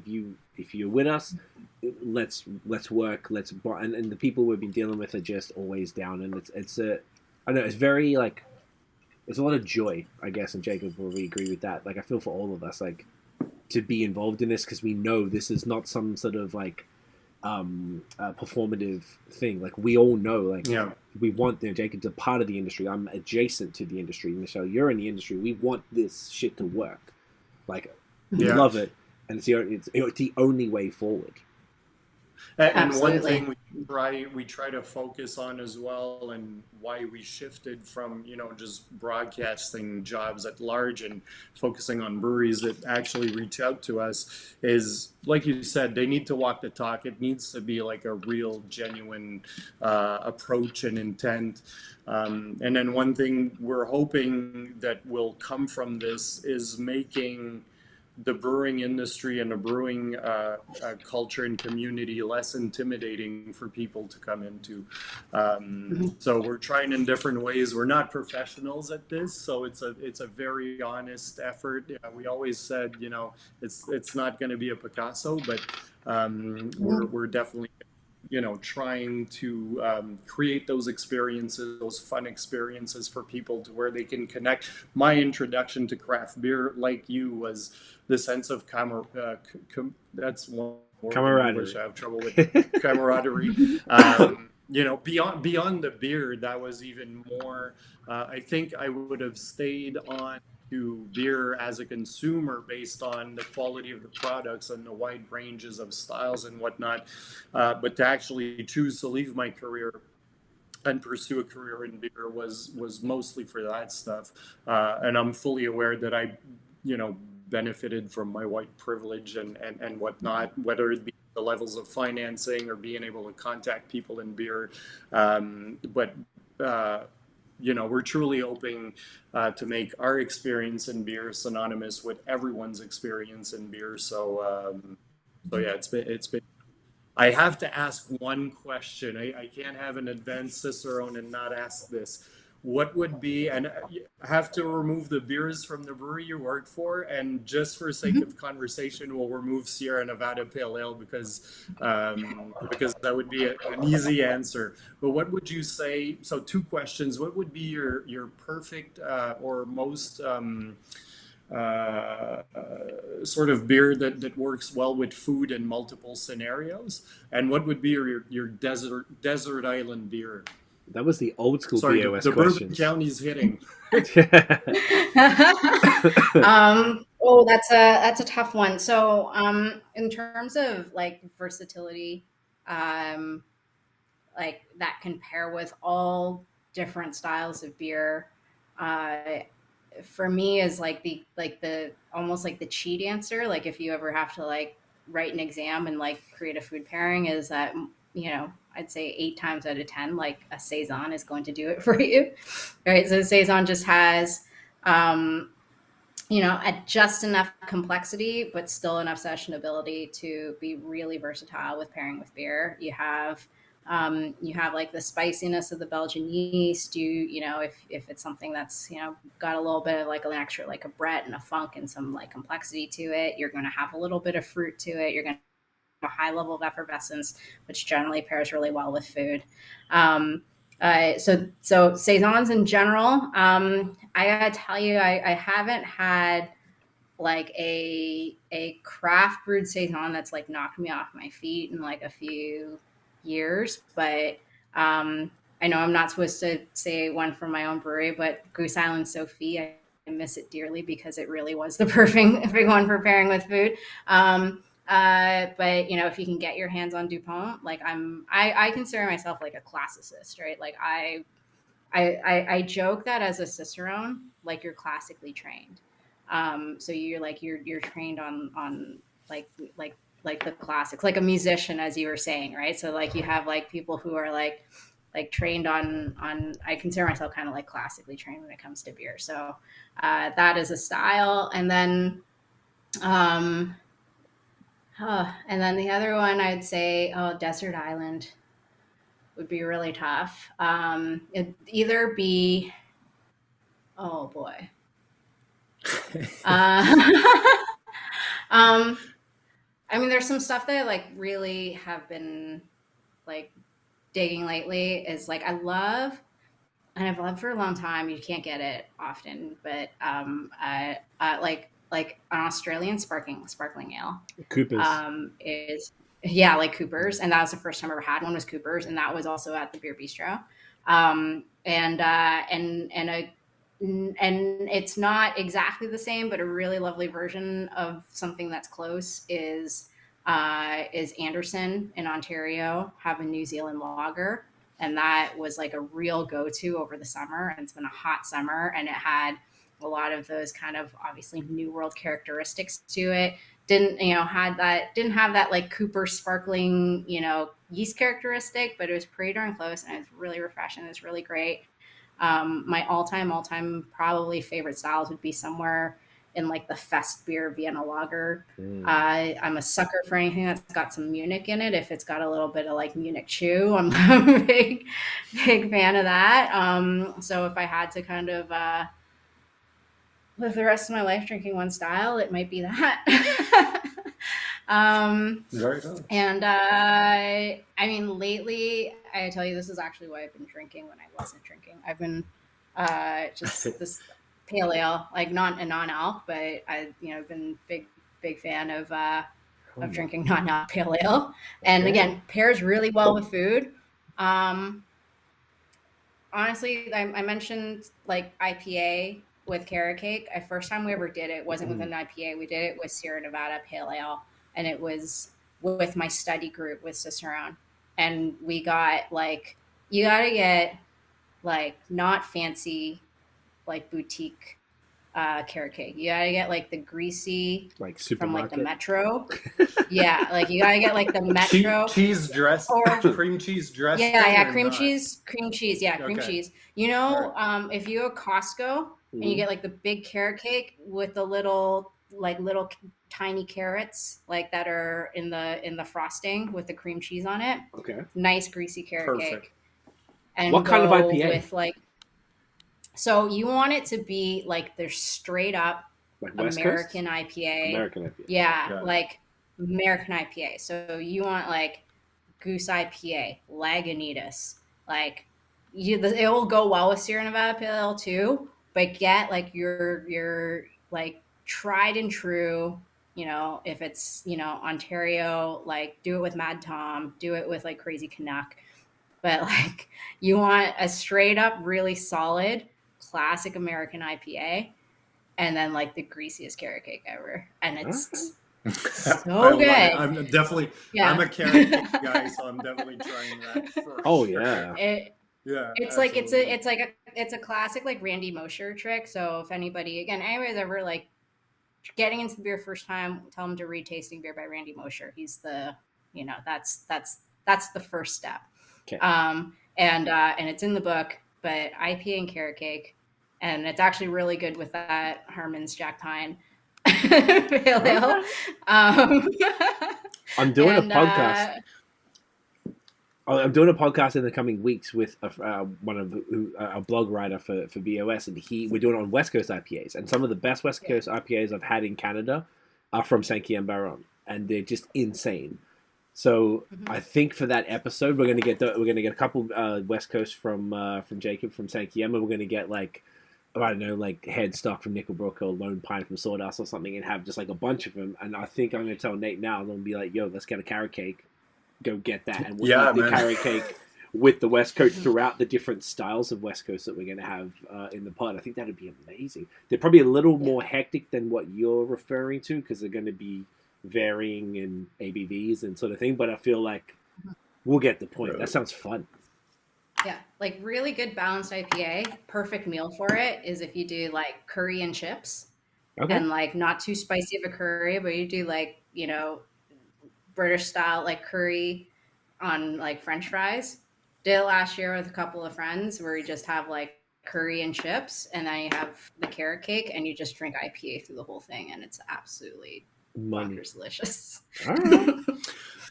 I heard a beer guy here in Quebec, beer blogger, does radio spots as well, and he mentioned exactly that. It was doing. By the way, is my screen frozen with like some sort of? I'm seeing different screens. You look perfect right now. You're good. Oh, thank you. You're welcome. But yeah, he was saying just getting different varieties of chips and going through for people just beginning in beer, if they're having a tasting, whatever, getting a wide variety of different chips and just trying that with beer. And he was like, you can find your way. Maybe they're not never going to be the perfect pairing, but they're a good anchor to wet your feet in beer and flavor food pairing kind of thing. So I thought that I'd never tried it myself, but I thought it was interesting. Oh, like definitely. That's a great way to do it. I love that. To sort of bring it home, this has been fantastic, both you guys. This is like, I feel like this really gave people a solid picture of like where the beer scene's at and sort of what beer education can get you. Coming sort of back around to sort of how we started it off with, we're talking to potential people who might be interested in beer via link up or any other method. If somebody, particularly by POC, who may be considering getting into beer, what would you say would be the most important things that people could do to get into beer? This kind of maybe for both you guys. Like, what would be the most important thing for either people who are, I guess if you're watching this, you're already fucking into beer, aren't you?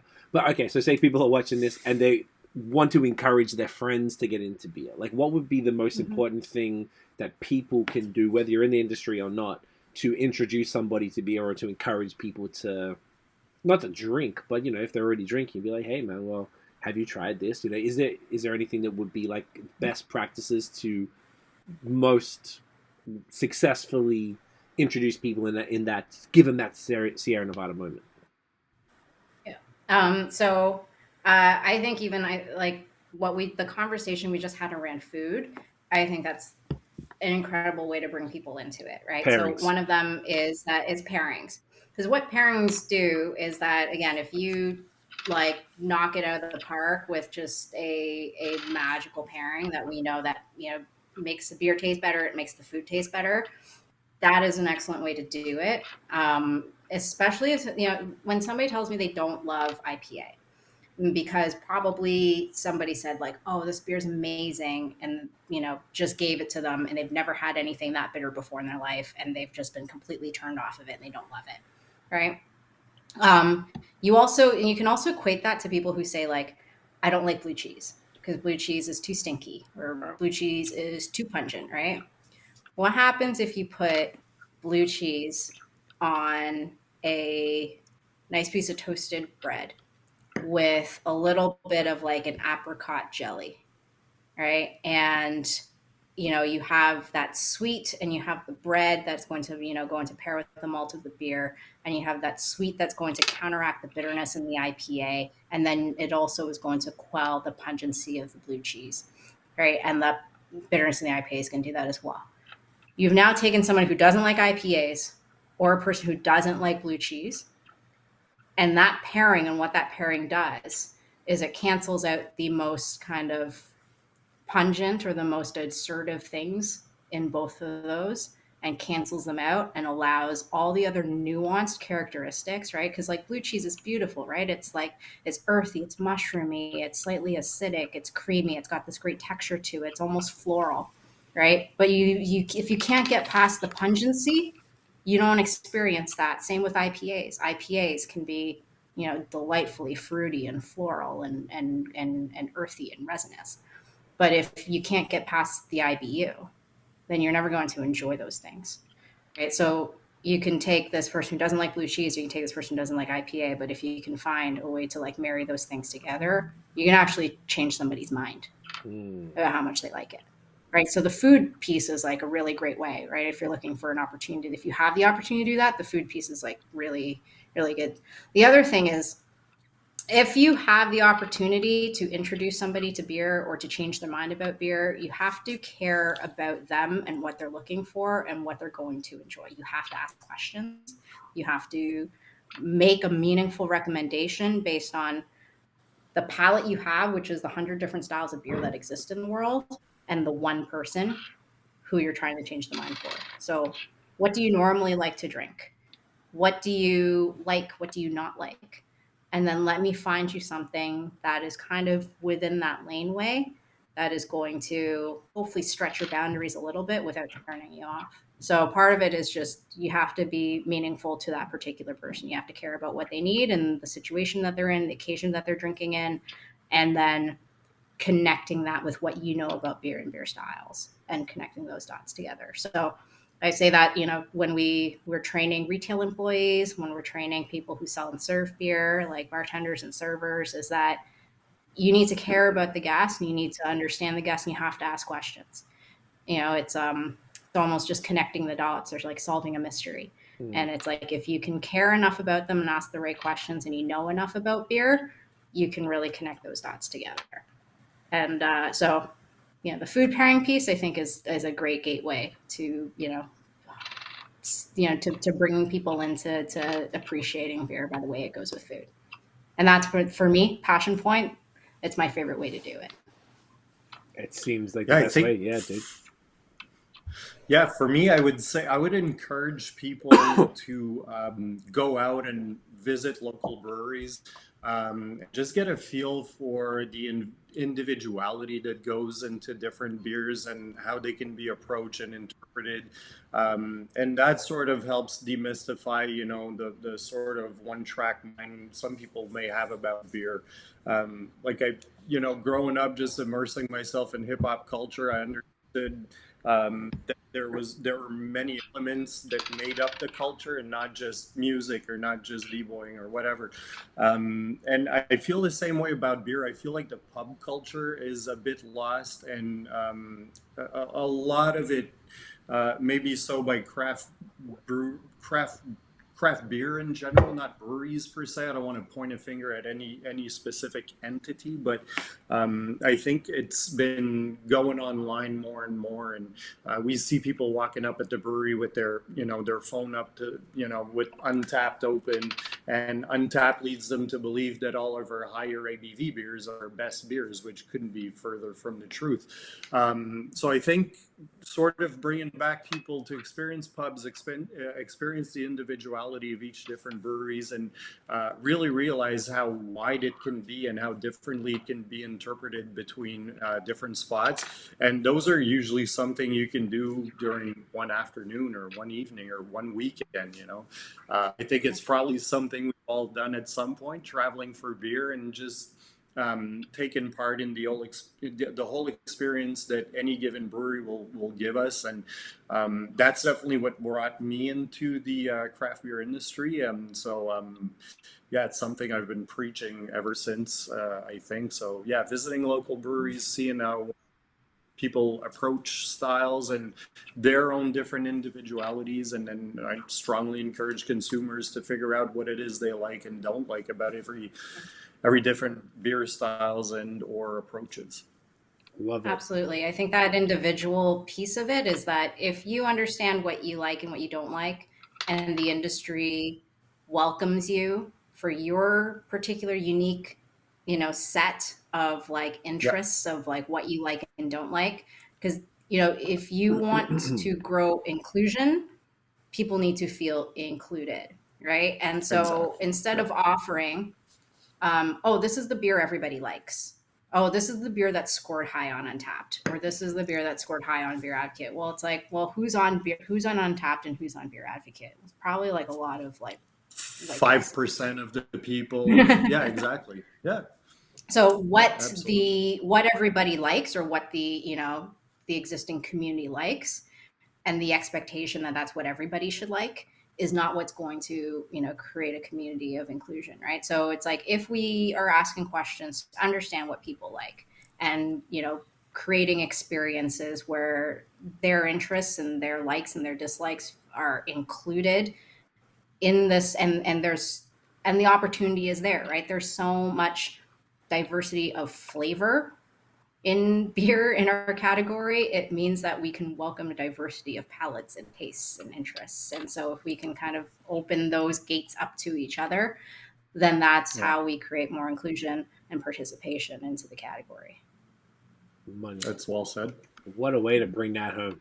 It's exactly what I wanted. This is great. Guys, this has been fantastic. I mean, we're just shy of 2 hours, so we went longer than I thought we would, and the conversation was, I think this was a really valuable chat, guys. I feel like this is something that if you're already into beer and you're watching or listening, I hope you learned something, and if you're maybe newer to it, I hope it encourages you to sort of do the things, try pairings, try different breweries, introduce friends to it, talk to people about it, and get yourself educated. Even if you're just casually interested, Cicerone level 1 is what, like $99, and you know, um, you can do the BJCP just to learn more. Even if you just like as a hobby, there's a lot you can do just to take that hobby a little bit further. And you never know, you might never like Michelle and have a full career, 10 almost 10 year career in this. It's very unique, or you end up like Jacob and you end up owning a brewery. Like it's the possibilities are endless. So I think this has been really eye-opening. So thank you both very much. This was great. I was thinking before. I was like, yeah, we should do this like next year sometimes again. I think this would be like fun, and to sort of, these conversations to me are exciting. I think it's intellectually stimulating to talk about things like this in beer, that I feel like we get it. We all get it. We're all on board, and then we're able to riff off it and be able to deliver some value that people can actually come away from listening to this or watching this and be like, and think about it and talk about it with other people. Like that's I think what it's all Yeah. about. It was very insightful and super interesting, Michelle. I was so looking forward to this, and can't thank you enough for the time and sending the beer and the glassware and everything. It was just a wonderful experience, and super grateful for it, honestly. Well, it's always very special for me to share Bourbon Canny Stout with people who love and appreciate beer. So thank you for creating the forum for it, and for the great conversation, and inviting this type of conversation and putting it on a platform. Really appreciate it.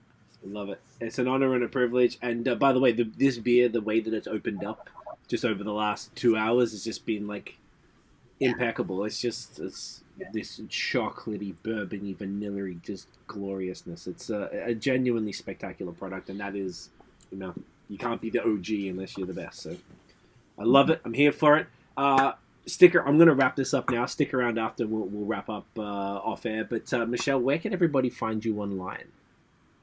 On Instagram, it's Michelle Tham. That's THAM.beer. And that's probably the best way to reach me. And if you have questions about beer, about drinking beer, learning about beer, entering the beer industry, send me a message, and I'm happy to give whatever guidance I can. Amazing. Thank you so much. And Jacob, where can everyone find you and Cicerone Baron? At Cicerone Baron, Facebook, Instagram. We stay off Twitter, whatever. So just Facebook and Instagram, 5E Baron is where you can find us. I love it. Oh, yeah, we need to get the thumbnail as well. Do you want to maybe hold up the old bottle? I'm going to take a screenshot here. Oh, yeah, you see the vibes. You see the vibes. Here we go. Y'all ready? Glorious. Oh, you want to do it again? Wait, let me check. Let me check. I'm trying to do my parachute failed to open face, and I fail miserably every time. Hey, look, it's a... You can do whatever makes you feel comfortable. It's an art. It's so ridiculous. It's the dumbest thing ever. All right, ready? Stunning. There we go. We got it. All right, stick around. I'll wrap this up and we'll chat off air. Thank you both again, everybody. Thank you for watching and listening. I really hope you took something away from this one tonight. This is the reason we do this for conversations like this. It really makes me happy. So thank you both once again, everybody. Thank you for watching and listening. If you enjoyed the episode, smash the thumbs up, hit subscribe below, hit the notification bell so you know when the new drops. Follow us everywhere at BAOS Podcast and of course at Link Up Beer. We drop every Wednesday at 8 p.m. Eastern, so stay tuned. Link Up Series 4 is in effect. By the time you hear this, it'll be week 2 of Series 4. Very exciting beer dropping this week. It's a whole new thing for Link Up, so please stay tuned to that. We love you all. We'll see you next episode. Cheers, guys.